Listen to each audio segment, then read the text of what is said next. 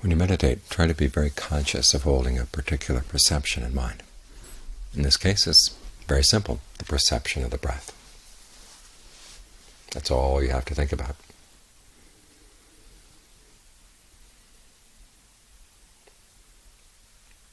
As you sit here being sensitive to the body, be sensitive to it as breath. Just think. You feel energy in the body, it's an aspect of breathing. Any flow, as the breath comes in, the breath goes out. It's all breath. And looking at it as breath, be sensitive to how it feels. If you've ever had body work done, sometimes you'll notice as a muscle gets released, as tension gets released, something you took for granted all along, that part had to be hard, had to be solid, had to be held. You suddenly realize it didn't have to be. It could be released, could be relaxed. You change your perception of it. In the same way with focusing on the breath. Think of everything you feel in the body as being related to breathing. Part of the breath energy. There's the breath energy coming in, going out, and then there's breath energy that's just there in the body, regardless of whether the breath is coming in, going out, or being still. It's just breath, breath, breath. Hold that perception in mind.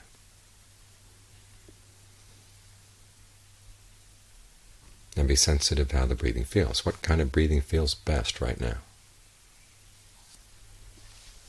And the best way to answer that question is to allow yourself to breathe in different ways for a while.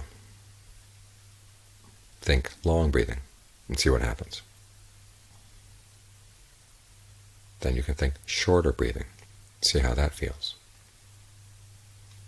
and decide which one you prefer. You can think deeper or more shallow, heavier, lighter.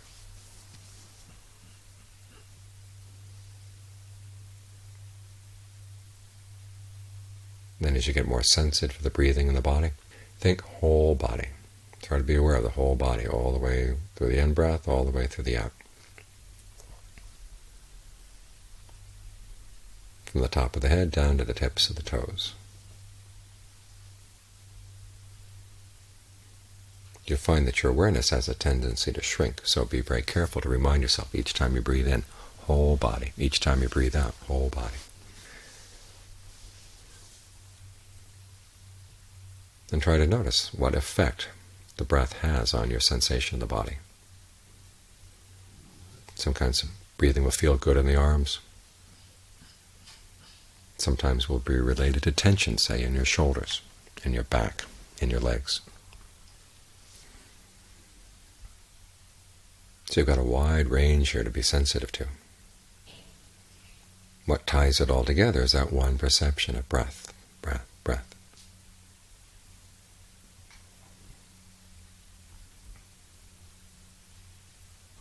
And that's the recipe for meditation.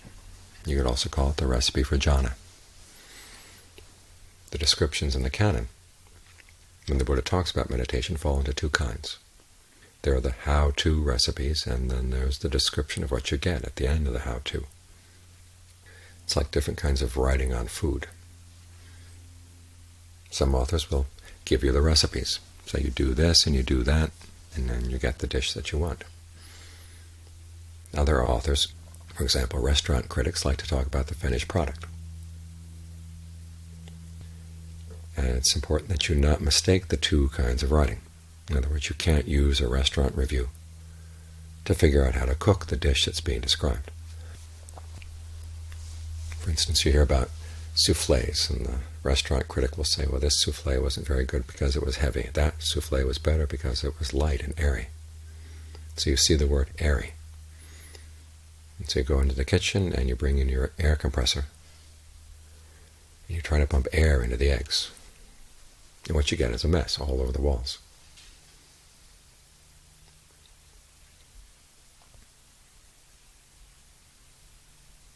Or you might try to reverse engineer a dish. You tasted something and you figure out what this must be based on what you know about the various foods that are available. And if you're a really good cook, you can reverse engineer it. But there are also some disasters.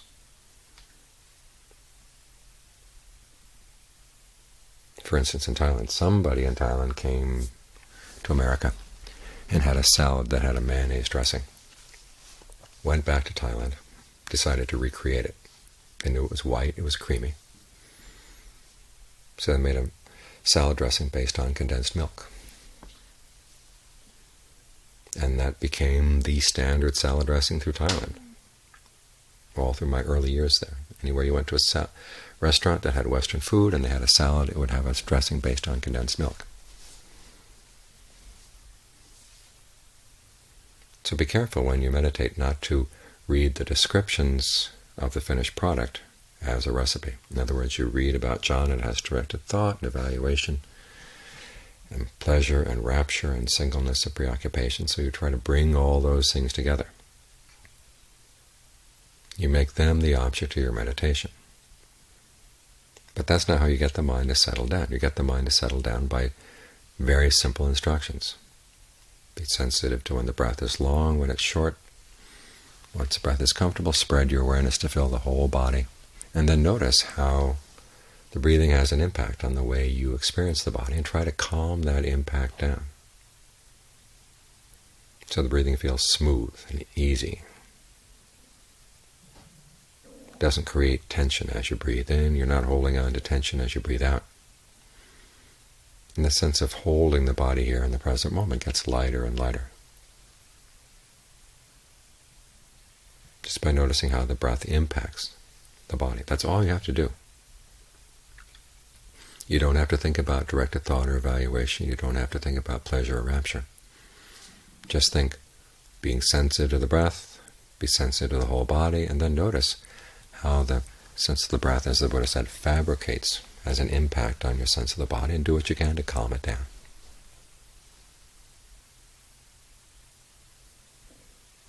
There's a story that Luang Por Phut tells, and when he was a young novice studying with Ajahn Sao. And Ajahn Sao was a man of few words. He would say, meditate on the word Buddho. People might ask him, what does Buddho mean? And he said, don't ask. What's going to happen when I meditate on Buddha? Don't ask. Just repeat the word in your mind. And so you went back home and you tried it, and then you came back and you told him, okay, when I do this, these are the results I have. And then he would tell you, okay, those are heading in the right direction or they're heading in the wrong direction. And then he'd tell you how to go from where you'd been. In other words, he wasn't interested in having everything all explained beforehand. He was interested in giving you the recipe, not the restaurant review. And the Mahaprabhu said as a young novice he would read in the books that Ajahn Singh had written. You know, Ajahn Singh tended to be more elaborate in his discussion. He'd say, establish mindfulness.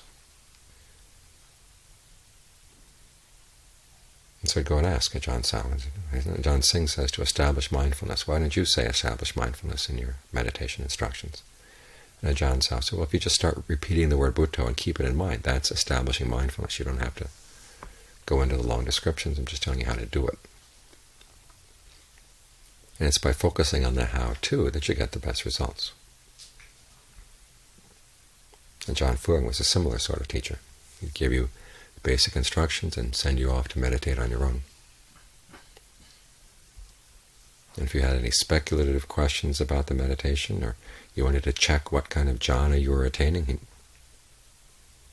wouldn't be interested. Just say, focus on the breath. Tell me what the breath feels like as you stay focused on it. If it felt heavier or whatever, he would say, okay, in that case, do it this way, or think of it that way. Sort of guide you along the path, without giving you a lot of advanced notice about what was going to come up along the path.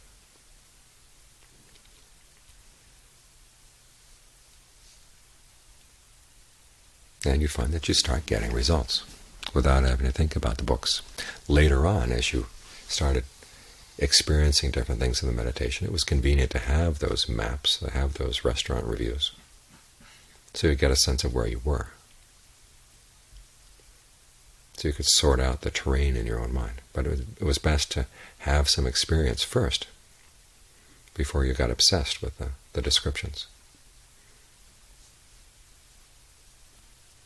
Because otherwise you start squeezing things in line with your preconceived notions. And of course, what are your preconceived notions based on? They're based on ignorance.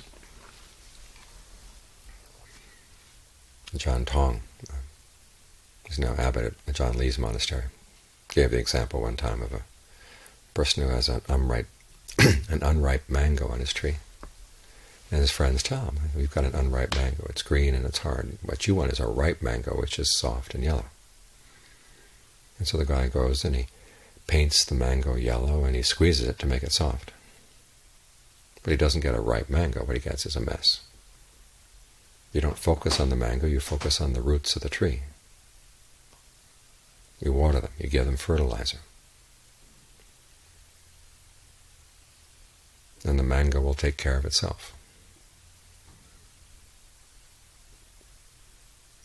This way you learn an important lesson. Things happen according to causes. Get the causes right and the effects will have to come. At the same time, the Buddha's instructions get you developing both insight and tranquility as you practice. As you're aware of the whole body, it's hard to think about any past or future as you're spreading your awareness to fill the whole body. The more you inhabit the present moment, fully inhabit the body in the present moment in this way, the harder it is to go thinking about past and future.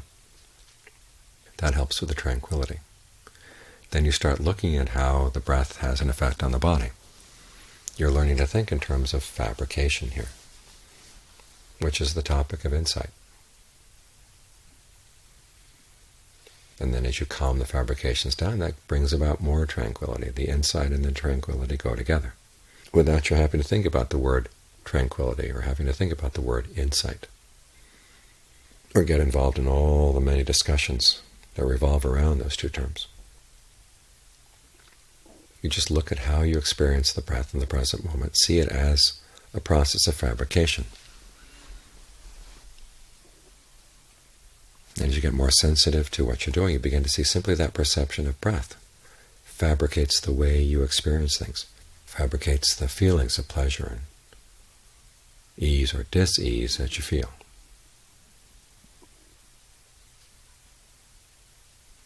So you're learning to look at your present moment not simply as a given, but as something that you're participating in. And you have the power to participate in a more skillful way, something that gives rise to a greater sense of ease, lightness, fullness.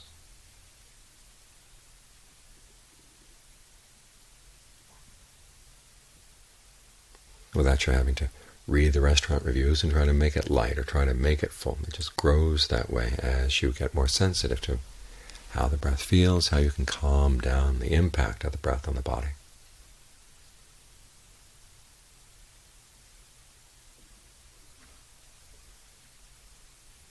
This way you learn to see the power of your perception by holding on to that perception of breath. It really does change the way you experience things. This is an important insight in and of itself. In the very beginning it seems very unlikely. How could you hold on just to this one perception and have it make an impact? Not much, because we've all had perceptions in the past. They come and they go. But if you really hold on to it and are convinced this will make a difference, you find ultimately that it does.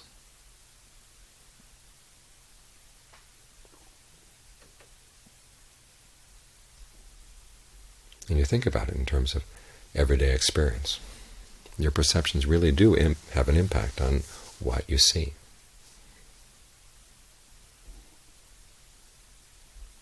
I suppose you saw a picture in the newspaper of a woman, say in her 60s, looking very disgruntled. And suppose the caption under it said, "the victim of a bank scam." You look at her expression of being disgruntled and you sympathize with her. If the caption said, "this was the mastermind behind a bank scam," you'd have a very different feeling about her, simply based on the perception. Well, the same principle applies to your body, applies to the present moment. The perception you hold in mind will have a huge impact on how you're going to experience things. So trust in the fact that holding on to this perception of breath, breath, breath, as you breathe in, as you breathe out, whole body breath, as you breathe in, as you breathe out, calming the breath as you breathe in, breathe out. It can take you to a sense of ease, a sense of well-being, the feeling that you can really settle down in the present moment and be very clear and alert about it. Really can make a change in what you're experiencing. That's a very important lesson right there, that what you choose to focus on and how consistently you hang on to that focus can have a huge impact on what you're experiencing. Then you can learn how to take this lesson and apply it to other aspects of life. When you're sick, when you're bored, when you're anxious. Whatever the situation outside, you realize, I may not be able to change the situation outside, but I can change my perception. So I don't have to suffer so much. And when I'm not adding excess suffering, it's making it lighter for other people as well. So a lot of lessons to learn here, just in those simple instructions, the Buddha's basic recipe for how to get the mind to settle down with clarity and a sense of well-being.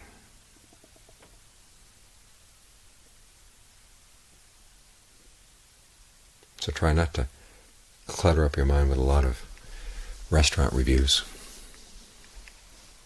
Sometimes you read them and it sounds impossible. Can any mere mortal like us attain those states? Well, we can, but it's not by reading the descriptions and trying to create a recipe out of the descriptions. The recipe is in the basic breath meditation instructions. Again, it's like fixing a souffle. You mix the ingredients together. You ask yourself, how could this ever become light and airy?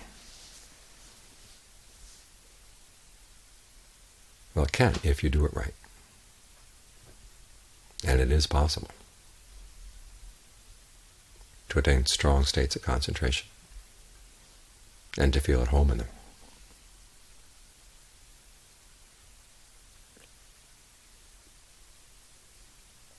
But make sure that you're selective in what instructions you keep in mind, what instructions you leave for another time.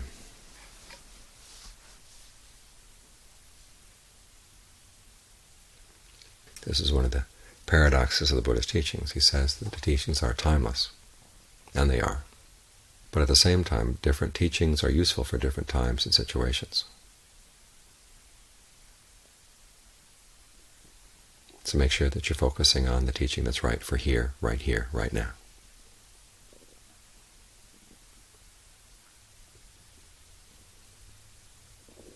And the results will come.